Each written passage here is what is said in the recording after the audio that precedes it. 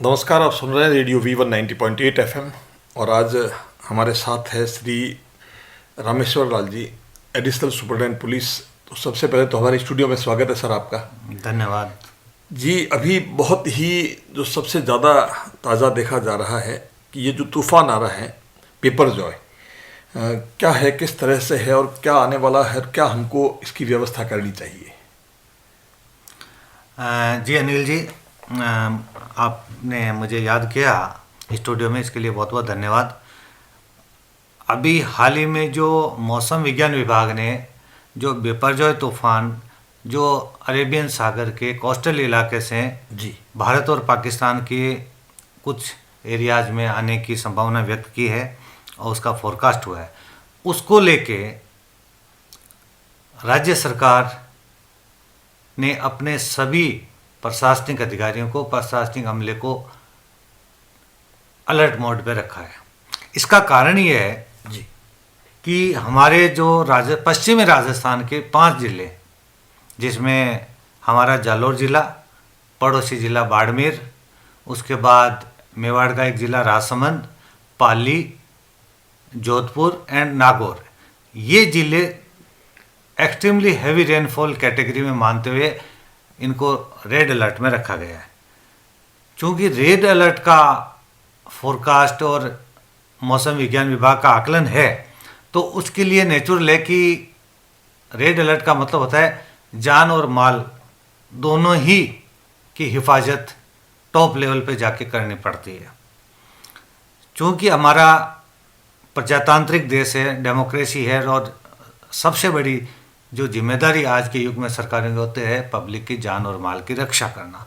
उसी सिलसिले में बहुत सारे एहतियाती कदम जिला प्रशासन ने राज्य सरकार के निर्देश से उठाए हैं और इसकी तैयारियां पिछले 2-3 दिन से चल रही है। सभी उच्च स्तर अधिकारी इसमें लगे हैं। उच्च स्तरीय अधिकारियों ने लगातार अपने अपने जो संबंधित जिले हैं उनमें मॉनिटरिंग कर रहे हैं, उनकी तैयारियों का जायजा ले रहे हैं और एकदम ग्रास रूट तक प्रशासनिक अमले के साथ साथ इसमें पुलिस की भी बड़ी जिम्मेवारी रहती है। पुलिस, प्रशासनिक अधिकारी जो पब्लिक सर्वेंट है, सरकार के विभाग है, उन्होंने अपनी पूरी ताकत इसमें झोंक दी है।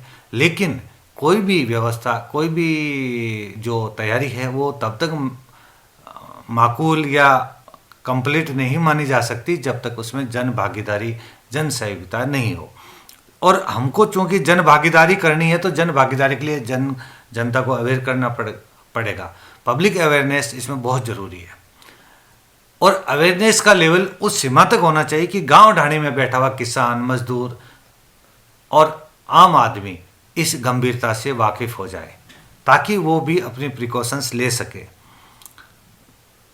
नॉर्मली अपने ज़िले में देखा है कि बारिश और मानसून के दिनों में आप लोग जैसा जानते हैं सभी, आकोली नदी में या 2017 और उससे पहले 2015 में जो बाढ़ आई थी, हाँ जी, उसमें भीनमाल और सांचौर बेल्ट में तो काफ़ी कैजुअलिटी नुकसान हुआ था। दूसरा, हमारे यहाँ जवाई नदी आती है और जब जवाई बांध के गेट खुलते हैं तो उसका ओवरफ्लो शहर के आउटर एरिया की कॉलोनियों में फैलता है और जल भराव की समस्या होती है। अब चूँकि पिछले 10-20 सालों में जालोर शहर में भी बाहरी कॉलोनियाँ काफ़ी विकसित हुई है, बहुत सारे लोग उसमें बस गए हैं, तो काफ़ी पहले तो इतना आबादी नहीं थी, अब आबादी हो गई, उन जगहों पर आबादी हो गई जहाँ जल भराव होता था। इस कंडीशन में हमारी जिम्मेदारी और बढ़ जाती है। तो ऐसे सभी जगहों को प्रशासन ने चिन्हित किया है जो लो लाइन एरिया है, जहाँ जल भराव की समस्या रहती है, प्राकृतिक रूप से जहाँ जल भराव होता है, तो उन जगहों की चिन्हित किया गया है और अगर ज़रूरत पड़ी तो वहाँ के बाशिंदों को रेस्क्यू किया वहाँ जाएगा, से रेस्क्यू करके और एक सुरक्षित ठिकाने पर रुकाने की व्यवस्था की जाएगी। उसके लिए कॉलेज, स्कूल के कुछ भवन चिन्हित किए गए हैं, कुछ समाजों की धर्मशालाएं हैं जो दौला रोड में मोस्टली अपनी, उन्हीं को चिन्हित किया गया। उनके व्यवस्थापकों को तैयार रहने के लिए कहा गया है कि in case of any emergency occurs, अगर कोई रेस्क्यू करना पड़ा तो 100, 200, 500 लोगों को अलग अलग जगहों पर कहाँ रुकाया जा सकता है। इसकी तैयारी प्रशासन ने की है। इसके अलावा हमने टेंट व्यवसायियों की मीटिंग की है आज, उनको भी बताया कि भाई 16 और 17 में अगर आपकी कहीं कोई मास स्केल पे बुकिंग है, कोई सामाजिक समारोह है, कोई प्रतिष्ठा है, धार्मिक आयोजन है, शादी है, तो ऐसे आयोजन को टाल दें, अवॉइड कर दें क्योंकि अभी हाल ही में आपने देखा होगा, अभी 4 जून को जो आंधी आई थी उसमें सैला हल्के में नीमलाना गांव में एक समाज का प्रोग्राम चल रहा था और उसमें टेंट उखड़ा 3 महिलाएं घायल हुई, जिसमें एक महिला की ही उसी रात डेथ हो गई। ये हादसा हो चुका है अभी पिछले तूफान को। हादसों से सीखना चाहिए, निश्चित रूप हादसों से हमको बिल्कुल सीखना चाहिए अनिल जी कि जब अभी रिसेंटली ये 4 जून की घटना है जिसमें शादी समारोह में जनरली लोग ऐसा ले लेते साहब ऐसा होता रहता है। हाँ, जनरली हम लोग इसको थोड़ा सा हल्का ले लेते हैं। हाँ, हल्का ले लेते हैं। इसको हल्के में नहीं ले, हल्के में नहीं होता है तो बहुत अच्छी बात है। क्योंकि उदाहरण हमारे सामने है। हाँ, अभी हुआ है जी, उदाहरण हमारे सामने रिसेंटली हुआ है। दूसरा सामने ही जो टेंट था वो किस तरह अभी जो जनसभा थी उड़ गया। हाँ, उसमें और तो कोई भी टेंट का सेटअप है इस तूफान में टिकता नहीं है। आहोर में भी एक घटना घटी अभी, वो खोलते समय वो हवा के कारण एक आदमी करंट आ गया था टेंट खोलते समय एक हुई।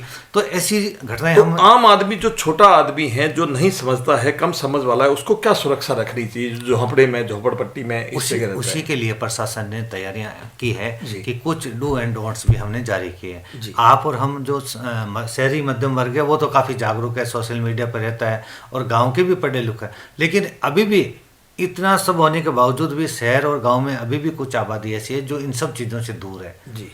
इसके लिए भी सरकार ने, प्रशासन ने, स्थानीय प्रशासन ने डू एंड डोंट्स जारी किए, क्या करना चाहिए क्या नहीं।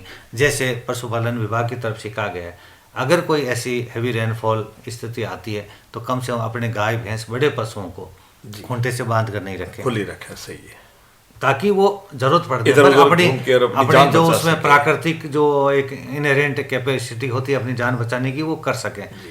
इस टाइप की चीज़ें की है। दूसरा, कोई ऐसा छपरे का टीन शेड का जो सेटअप है उसके आसपास या उसके नीचे नहीं रहे, क्योंकि उसके उखड़ने की संभावना इस माहौल में ज़्यादा हो जाता है। किसी पेड़ के नीचे नहीं रुकें क्योंकि वहाँ लाइटनिंग की भी आशंका रहती है और पेड़ की डालियां टूट के ऊपर गिरने का भी है। तो इस तरह की छोटी छोटी चीज़ें प्रशासन ने जारी की है जो जन अपील में है।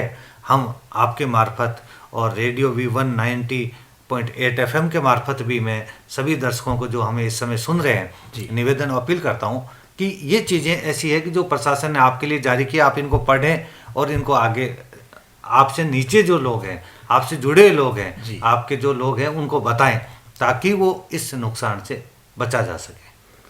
बहुत बहुत धन्यवाद।